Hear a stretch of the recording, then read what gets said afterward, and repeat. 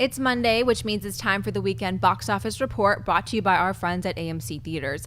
Another box office record was set this past weekend with audiences easily finding Pixar's Finding Dory. The sequel to the 2013 blockbuster Finding Nemo shattered box office records with $136.2 million for an easy #1 spot, becoming the biggest opening for an animated movie of all time.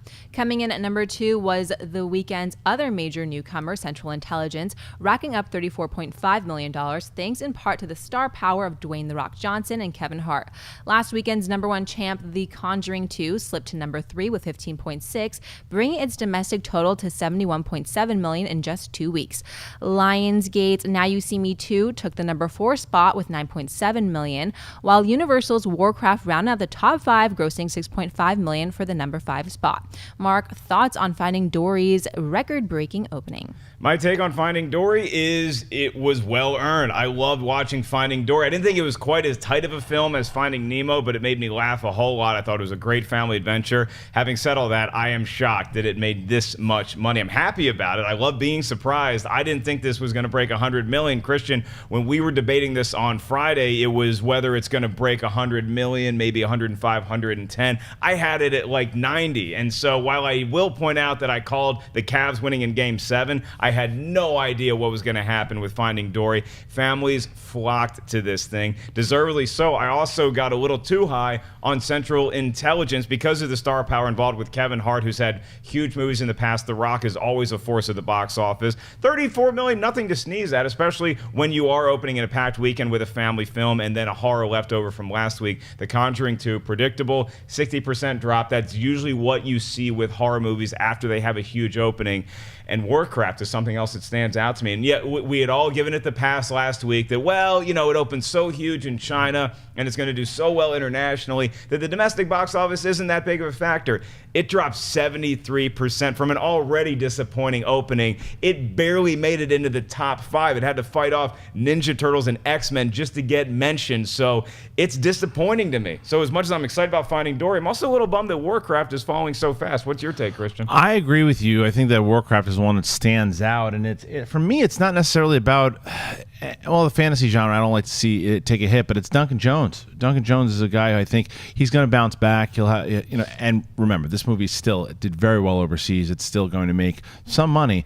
But yeah, it dropped significantly, and I think for the majority of people that wanted to see the movie, that were excited for it, have seen it already, and it's not getting new audience in there. There are people that just don't care. Like, I've talked to people who said, "Oh, Warcraft, I don't care about that film at all." And then Dory making the money that it did, I am not surprised that it did as well as it did. I mean, I had it, I think, at either 105 or 110, but with pure understanding that I've hit that big number, I got to give it to Roka. The Roka's like the new Oracles. Snap's got to get out of the way because the last couple times on his number, he's been on the dime.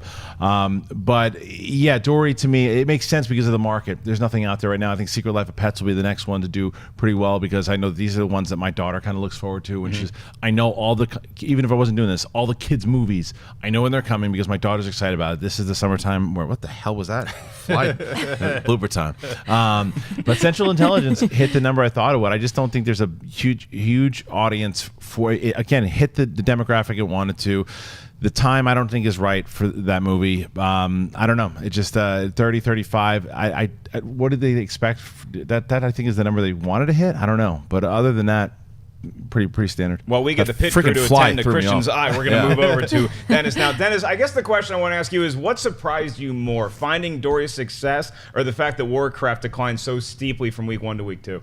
Oh, that's tough because I don't think I was surprised too much by either one. I mean, Finding Dory did a lot better than I expected, but I was targeting it at like 110, 115. It is coming off of the beloved Finding Nemo, which, you know, at least for myself, and I know a lot of other people, is one of their favorite Pixar films. So you had that going for it. And then Warcraft, we knew was going to take a pretty big dive. I didn't know 73, but I thought maybe 60-something plus percent. But even still, we're talking about how poorly it's doing in the domestic market. It's raked in over $200 million just in China alone. Then you add other international box office to it. It still might get a sequel and then that kind of changes the game in terms of making these movies.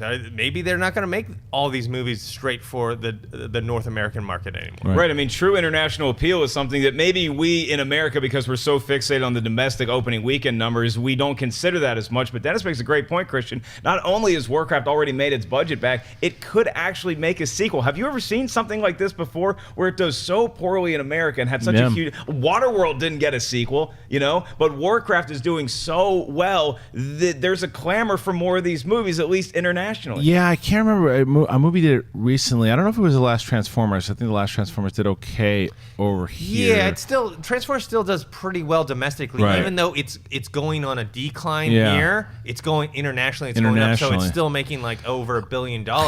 But Pacific Rim is one that's the closest. However, even at least Pacific Rim made, I think, over $100 million domestically, even though it was, I think it was 180, 100. Yeah, it was like $190 million budget, and it was considered a failure here. Right. But this is a little different, though, too, just because of what Warcraft has been, for the games for all over the world. So I think that it makes sense that they would make another one if it makes the money. I mean, they're going to market it a lot differently to domestic, just here. Anyway, they're just going to market it differently, knowing that that's where their audience is. And if they can still make money off it, then it makes sense they would make a second one. Yeah, I mean, when you look at something like Edge of Tomorrow, which didn't have the best box office, but it had such good word of mouth that people were telling their friends, you need to go check this movie out. That's simply not happening with Warcraft in the United States. Whether it's happening overseas is a different story, and clearly it is raking in a ton of cash. So maybe we do get to see more Warcraft. It was Terminator. It was Terminator. The last Genesis did really well. It did not well over here, but did well overseas. And fun fact for everybody keeping track of the domestic box office, Captain America: Civil War passed $400 million domestically this weekend. That buys a lot of Visine.